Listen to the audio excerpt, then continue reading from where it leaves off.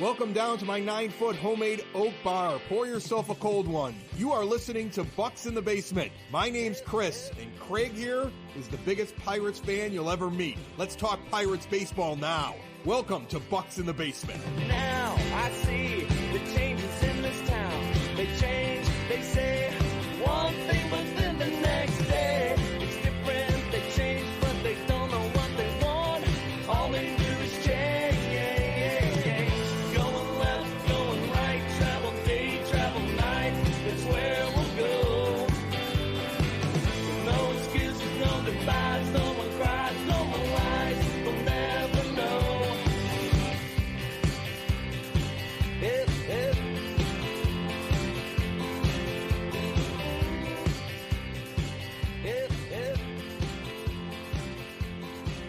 Last night, after the Pirates won, I put out a tweet. I know it's X and it's not tweets anymore, but I put out a tweet with like 3 bullet points, and the last of those bullet points was, enjoy these games. Baseball is supposed to be fun. Baseball is a kid's game. And I figured that we would have a very fun show today. I am bringing in, for the first time, from OneBurgh. It is the Pittsburgh's, #1 social media site. He is the Yinzer in chief. That is a great title. We usually have these conversations at a baseball field, at the kids' games, at our son's baseball games. Brian Carothers, he is a comic. He is a writer. He was on B94. He is an attendee of the Cueto game. I was not. I wish I was. Brian, how you doing today, brother? Craig, whoa, you just changed everything. The Bucko in the Basement guru was not at the Cueto game? Nah, man, to tell you the truth, I had 2 kids, one of them sick in the bedroom, and I couldn't make it away. I did have a way to go to the game. Somebody had got me a ticket. Yeah. But no, man, I watched it in my living room, pacing back and forth, probably pounding way too many icy lights, and didn't sit down the entire time.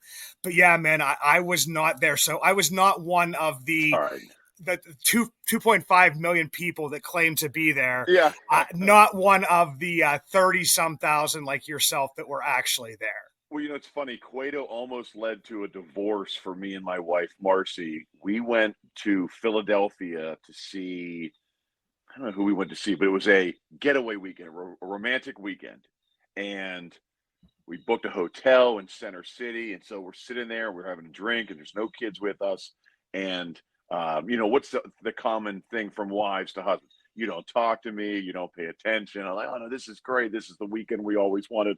So we're sitting in the lobby, and the San Francisco Giants were in town to play the Phillies. Now, we were not going to that game, but the Giants were staying at that hotel. And so as Marcy, my wife's telling me some story, I look over her shoulder and go, oh, my God, Johnny Cueto is in the lobby right now. And she's talking, and I'm looking over her shoulder. I go, I don't want to interrupt, but Johnny Cueto is right over your shoulder right now. And she's like, oh, okay, that's cool. She's like, so anyway, my mom told me this. And like, she knows I'm not listening to this story. All I'm doing is staring at Cueto and those braids. And I was like, do you mind if I just like walk by and give him like a what's up? Or I didn't, Craig. I will report that I'm still married. I didn't do the walk over to Cueto, but we were on the tightrope there with no net. Oh man, that is a great story, and that's something that I would do. Is my wife would be like, she's like, if there's a Pirates game on and we go out to eat, she's just basically like, I know that you're going to be watching it, so I'm just going to let you face it, and I'm just going to pretend like we're having a conversation, and you just kind of fill in where you need to. Yes. But yeah, man, it's definitely crazy. But the one crazy thing about the Pirates here that we've kind of been talking about is that, I mean, man, there's national attention here. Like, you turn on MLB Network. I was watching it before we're recording right now, just to let everybody know. We're recording here on Tuesday afternoon. It's Skeens Day.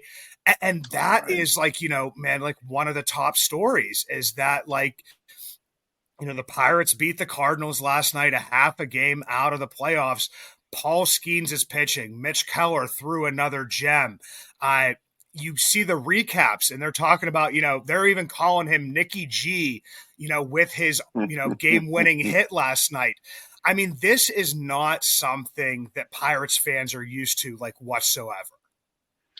It is so much fun, and I know you said you made that tweet or X or whatever it's called. I don't even know. I don't even go on there, but it is fun, man. And so, like, Pittsburgh's a hard town to just do anything in, right? So obviously, Steelers reign supreme. Not for me personally, but everything is Steelers, and somehow the Penguins have been fan favorites over the years. I get it, and the Pirates are always, Bob Nutting and all this stuff. But like, I get it.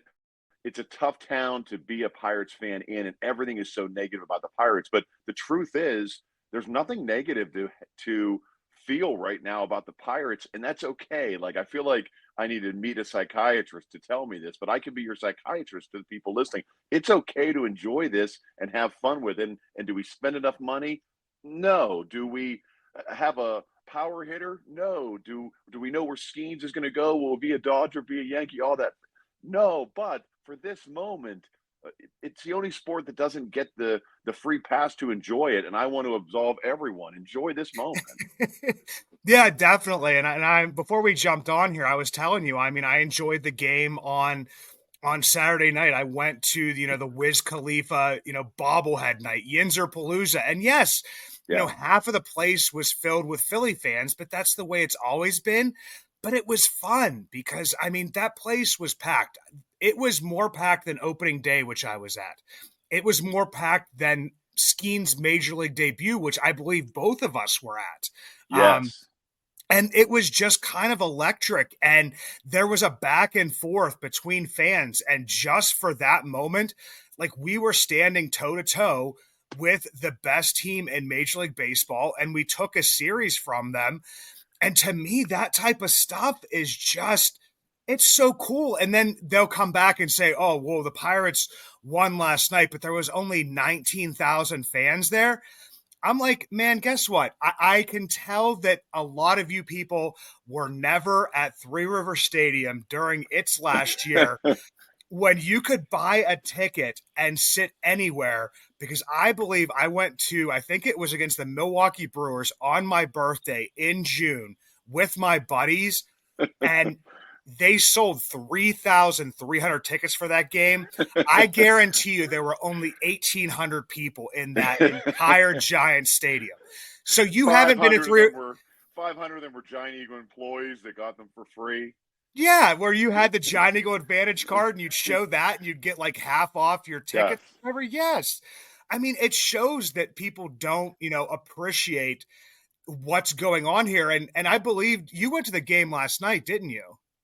I did. And you know what? It wasn't sold out. It wasn't Saturday night, but there was still a good crowd for a Monday. It rained. It was kind of chilly, but man, this is like the beginnings of playoff baseball. For people who say it doesn't belong here, we've had a nice start to the second half, and it was an electric atmosphere. When you got into those later innings with the Cardinals, division rival, it all made sense, man. And so, I don't know. I think people were slow to come around, but my biggest fear, Craig, was that, with all Skeen's mania, the phenom, everything there is exciting with Livy Dunn and the mustache, and he's on the boat, and he's a Pittsburgh. I love all of it, and of course he's like Roger Clemens and Nolan Ryan had a baby, so it's great, and he's ours for now, and I love that. But I thought, wow, coming out of the All-Star break, we have 3 games against the Phillies, the toughest team in baseball. I don't know if they're the best. I mean, statistically the best team, but maybe arguably the toughest team to play. That they're so stacked, and then to go right into the Cardinals. Historically, now we're going to go back negative again, so don't let me go back too far. But historically, this is when the wheels fall off. We start the second half 1-6 in these series. Now, wow, we took that series from the Phillies amazingly, which was great, and now here we go. Maybe we can take the series from the Cardinals tonight with Skeens, who is an ace for us and an ace for the National League, and might be Cy Young. Who knows? That's kind of crazy. And Rookie of the Year all in once. Who knows? But, man, we're doing everything right, and I think it's okay to enjoy it. Absolutely. And that's where it's like, I mean, do I get upset and do I live and die with every pitch at this point in time? Of course I do. That's what fans do. And it definitely seems like, I mean, everybody has their opinion, and I'm never going to tell people how to fan. But like you said, we're waiting for that, kind of inevitable shoe to drop at some point in time. You have, people out there saying, this is just a part of, Bob Nutting's latest con to kind of keep the team in the race or whatever. And, nothing's really going to happen. And of course, I mean, we're sitting here right now a week away from, the trade deadline. And I'm thinking back to even like the people that you can tell that didn't experience like 2011. 2000 and 2012 when pretty much we were going really well, and then like you're saying that those wheels fell off. And even in 2013, if you would have told me at that point in time that take us back to that trade deadline and saying, okay, we added Marlon Byrd, that I would have been like, that I would have been like really super excited about that type of move. I mean, everybody's looking for them to make. Byrd at the time, Marlon Byrd at the time, man, but that was a straight like fire starter for us, man. When he came over, he changed everything. He did, and he wasn't like probably like everybody's number one target. I mean, looking back, I look back on Twitter and stuff, and everybody was looking for like a bigger splash play and not a rental player and all this kind of stuff. And now everything everybody remembers about Marlon Byrd is, him and Russell Martin in the Cueto game and what he did for our team and how well he hit once he came here. But and don't forget, honestly, Justin Morneau was on part of that buying frenzy we were on as well.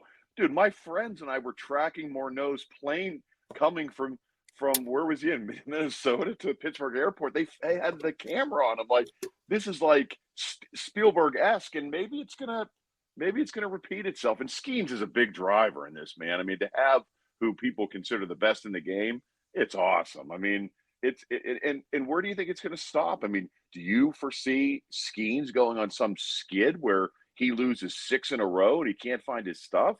I don't. No, I don't really see that happen at all, Brian. And the biggest thing for me, and it's always going to be the thing that's in the back of my mind, is that innings limit. Is that, he pitched 130 innings, in college and, minimal pro time last year in the minors. I know that they're managing them right now, and I feel like that's where a lot of people are just going to get frustrated because, I mean, we don't know what's going to happen. The people that are going to be watching this video, it's going to be before the game. The audio comes out after the game. I mean, we can look like morons, after that's right. He could have his head ripped off. He could be dead right now for all we know, right? Line drive to the face. But the other part is, Will, is when people will turn on it. If that does happen, that's more your expertise than mine. I just feel like I sit there like a big fat fan eating a Berg bacon sundae and cheering for Rowdy. But that innings limitation, if we Strasburg it and we get to the playoffs and Skeens has been shut down for the year, I think people might burn the city down. Oh yeah, 115 Federal. I mean, you might as well like put like chain link fence with the razor wire around it because I mean it will not be standing.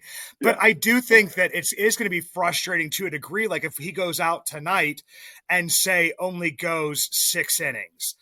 Because they're trying to do that innings limit thing, and then maybe the bullpen blows it. I mean, that's where all of these strays keep on coming in from, 93.7 The Fan or, just different stuff like that, because, I mean, they really haven't had this type of player that you've had to manage like this pretty much like ever. I mean, this isn't something that, you have a guy who a year ago was drafted just a year ago. I mean, so usually you'd have these guys build up throughout the minors and you could get them and it would be like, okay, maybe we can start to go towards 200 innings in their first pro season. And it's like, no, this guy but I also think I look at him and I'm like, he's just kind of built different too. I mean, you look at his size, you look how effortlessly he throws it. So I don't know what direction that's going to go, but that's where I know it starts to creep into the back of like every Pirates fan's heads is, like you said, that where's that shoe going to drop? Where is this going to end?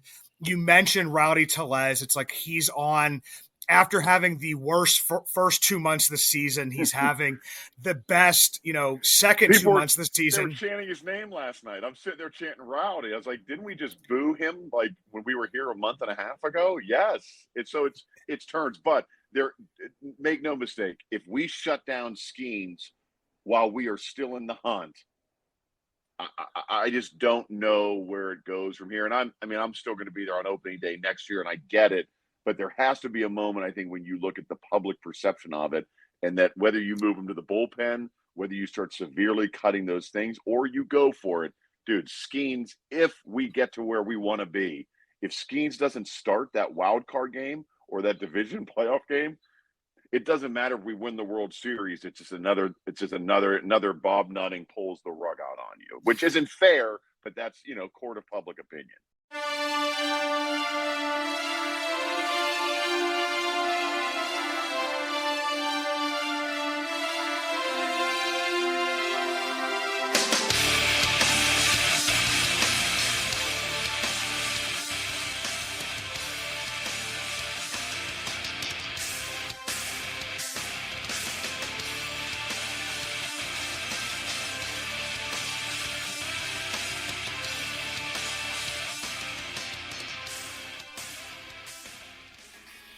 Are you a fan of the Pittsburgh Pirates and supporting small businesses?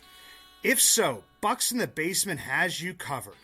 Introducing the Bucs in the Basement Vouch Store with products from places like Split Rock Coffee, coffee with a purpose, established, owned, and operated by disabled veterans, sworn to protect America, or Camp Craft Cocktails, more than cocktails.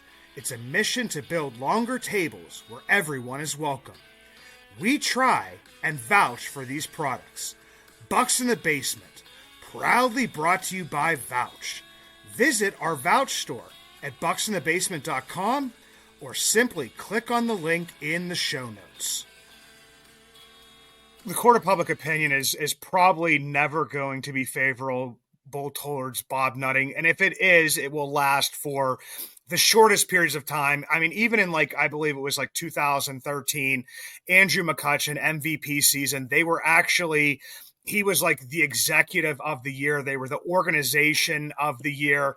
Right. And then by 2016, he is, the devil again. Right. But for me, I mean, the other piece of this that I kind of look at is that, what is, kind of going for it? I mean, I'm a little bit of a poker player. I'm not a very good poker player, and everybody's talking about, going all in or pushing some chips in. Sure. And I think in some ways they already kind of have. I mean, they started Jared Jones on the opening day roster. They traded for Joey Bart as opposed to, having some third string, fourth string, fifth string catcher come up. When Grandal was hurt. They brought Skeens up before that magical Super 2 date where they're pretty much, at risk for losing a year of service time, even if he wouldn't win, the Rookie of the Year or Cy Young or whatever it would be. So they've done that kind of stuff already. So I wonder is just what are we looking for as Pirates fans? What are you looking for that big splash trade at this moment? Or are you just looking for just them to kind of stay the course? Well, again, I'm a Berg Bacon Sunday eating guy who just watches the games. So everyone's wanting that splash, right? We want Aaron Judge to be in the black and gold in a week from now and the best trade ever, right? But that's not going to happen. I think we're competitive. I think we're missing a power hitter, of course. Going to the game last night, Nick Gonzalez is not a cleanup hitter, but he is. So we for the risks that you said we took, a lot have paid off. But Tellez has not, and Michael A. Taylor has not. Both those guys hit significant amount more home runs last year in those cities that they're at. I think Taylor was at 30, and so was Tellez. And so maybe they had magical years, but that's been a little bit of a breakdown. So like we said, I think I'd be foolish to say I think if we don't get Aaron Judge or Pete Alonso, Bob Pompiani wants about Pete Alonso. I don't know if that's really going to happen, but maybe just a bat, a Marlon Byrd type thing where you would just go, well, look, the numbers show that this guy's Moneyball. He can come in and add a pop that we don't have. I like it. And I do think we do have some low hanging fruit that we can dangle. In my opinion, some of them are unpopular, but here's the trade talk that I would put up if I was the Pirates right now. Obviously, every team would take Chapman for $10 million. Can we get something from a true World Series contender that wants Chapman just for his experience? He won the World Series last year. The wheels have not fallen off Chapman. I think Bednar is somebody that we could see if anyone was interested in to see this, to put it out there. And this one's very unpopular. I know with you, Craig, you're going to hate this and you're going to turn the cameras off. I think Brian Hayes is someone that I would put out there to say, anybody interested in this guy, Golden Glove, can't hit a fly with a tennis racket, but he's got that baseball DNA. He's got something we could assume. So I think that we have some people that we could move that would save face with popularity, except Bednar, and could bring in some serious talent that would be it. So we need a hitter, probably two, and I think that we might actually be talking about this in September. Yeah, and I will not turn you off on the Brian Hayes thing. Brian Hayes has been a thorn in my side at times, just because when he came up, I told people, don't look for that magic from him that you got in the last, month of 2020, because that's not the type of hitter he was. Right. Throughout his entire career in the minors. Then you had injuries, you had struggles. And then, of course, last year, after a month off, after resting his back for an entire month, he had, 2 good months. Did I expect him to be this bad this season? No, I don't think anybody did. I thought that everybody at least thought that he would have like a league average bat or slightly below league average. And at this point in time, I believe we have like 3 home runs. There was some ridiculous statistic that he only has like 2 RBIs in like the last month or something. I'm like, right.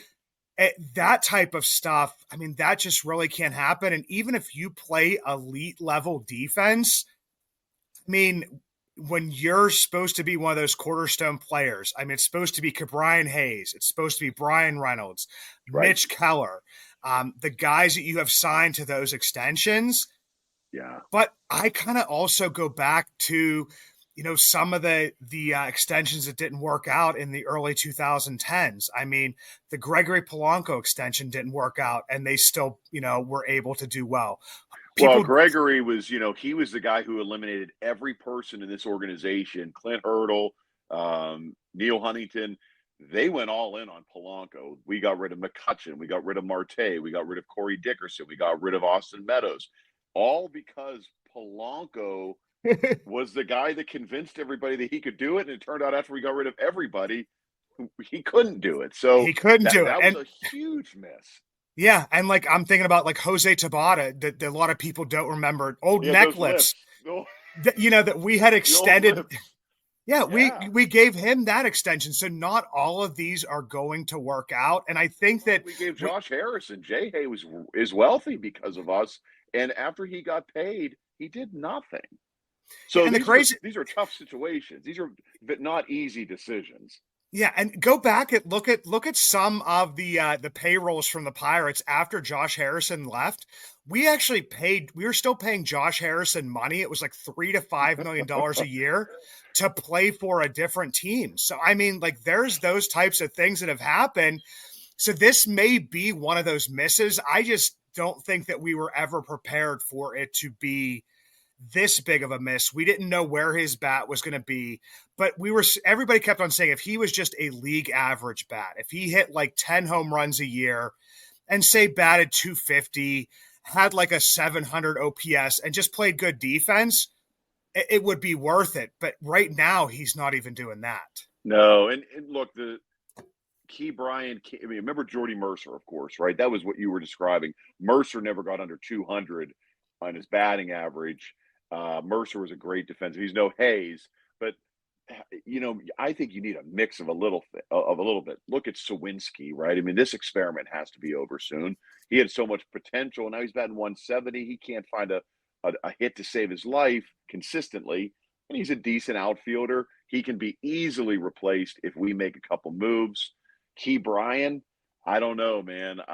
Triolo came in last year with a lot of momentum. And I thought people forgot who Key Brian Hayes was. Most people have forgotten that we paid him all that money. Yeah, I mean, especially after you pay Reynolds and then you pay Keller. I mean, some of those contracts are, kind of forgotten here a little bit. But I told everybody we were going to have fun today. So, and I lined this up. Fun.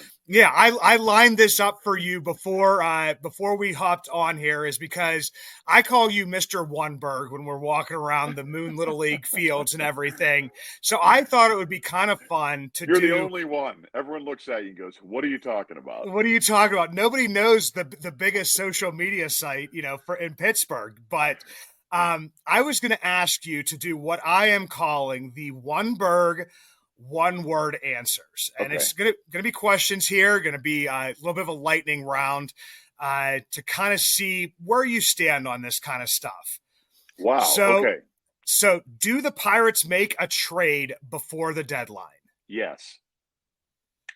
Do they? You want one-word answers? One-word answer, yes. Okay, yeah. Yes. Do they buy, sell, or both? Both. The biggest disappointment on the team thus far? Key Brian Hayes. That was biggest, 2 words, but that was one person. Yeah. Biggest surprise on the team? Gonzalez. Okay. Who would you start in a win or go home game? Come on, man. Like you're embarrassing me. That lefty Gonzalez that we threw on Sunday got blown out. No, what was the guy who got DFA'd? He was here for his average, his ERA was like 90. What was that guy's name? He's gone now. Oh, God. I'd go with him. You go with him? Okay. Just because I won't say, I know who you want me to say. I will not say it. Oh, I was thinking you were going to say Keller. I mean, because that's who I would say. But, that's just me. Wait, no, you wouldn't put Skeens on the mound, win or go home? I could always bring Skeens back in, but I would start the game with Keller. Honestly, I would. And let me say as a quick side note to this game, and we'll get back to the one-word answers. I never understood the magic of Keller, and I am a fan, and I root for him. When that money came in, I was like, man, we're really rewarding a guy who's had now an all-star season, of course, but like a half season, like a Josh Bell, like one half was magic and one half was okay. This year, man, wow, maybe he's so rich he doesn't have to worry about it, so the pressure's off, but he has had a phenomenal season. Yeah, he's absolutely been great. So here's the other part. He should have been in the All-Star game. He should have been in over Hunter Green. The Reds. What's the manager for the Reds? He brought Green in there. David Bell. Screwed. Yeah, forget Bell. Yeah, and here's the next one. Does David Bell suck? Yes. Yes. That's a freebie. Yeah. Who would you want up at the plate? Which, by the way, you kind of look like Bell without the beard. If you shaved, and I've never seen you without the beard, you kind of look like you could be a relative of Bell. Well, man, here's the thing is I've been married to my wife for 10 years coming up in October, and she has never seen me without a beard. So I don't know if you will ever see me without one either, man. So we'll see. I wouldn't risk it. All right. Anyway, back to you. Okay. Who would you want up at the plate with the game on the line? Andrew McCutchen. Okay. Above or below 500 to end the season? Above. Make or miss the playoffs? Only because I'm only in this because I'm a rabid fan. I'll say make. I don't go into a season with a loser mentality. Make. And look, we have stats to back that up right now, Craig. I'm getting excited. We're in the hunt right now for not just a wild card, but we've had success against the Brewers. We've had success against the Cardinals. This is normally when we fall apart. We can't beat these teams. We're in it. So why would we not say we won't make it? We're in the hunt. So all positive vibes. Okay. Have you figured out it? Have you figured out that I can't do a one-word answer yet? Brian, come on, man. Like I said, you were a radio personality. You're a comedian. You're a writer. I've known you for a couple years now, man. I've coached a team with you. There is no like one word answer here. Like or dislike the job Shelton has done as manager? Like. Okay. Biggest or best acquisition by Charrington?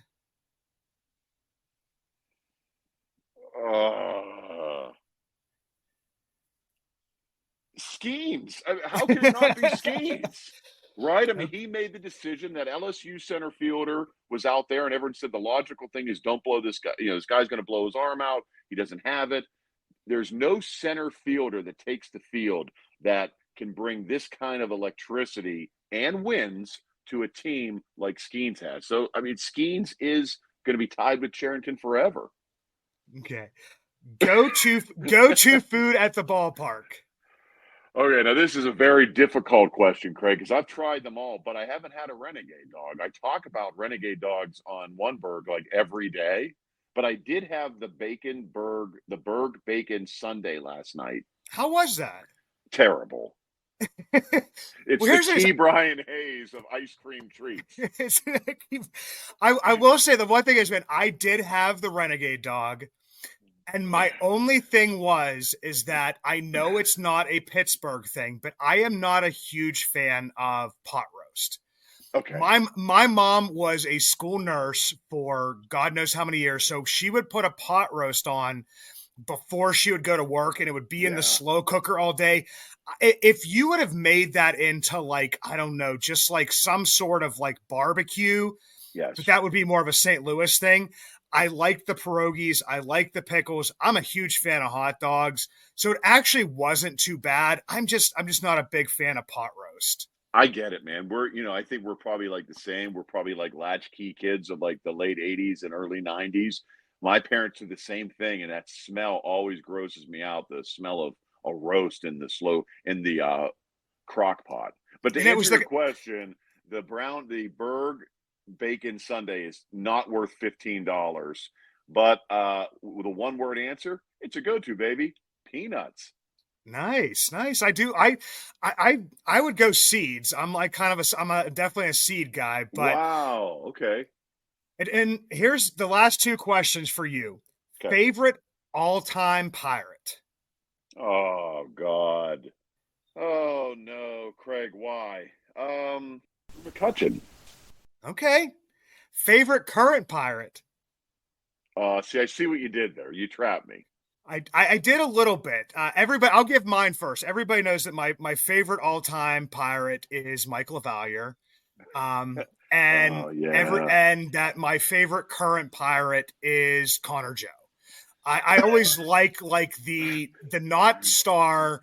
It's like kind of like back when we were in high school, Brian, when like a band would become popular, I would be the guy that would probably stop listening to the band because they became popular. I like that about you. Yeah. So like, yeah, once I don't know who it was. I think I gave an example one time. Once Better Than Ezra became big, I stopped listening to Better Than Ezra. Yeah. But so, Brian, favorite current pirate? Okay, I have a couple. But I'll put them in the category for you.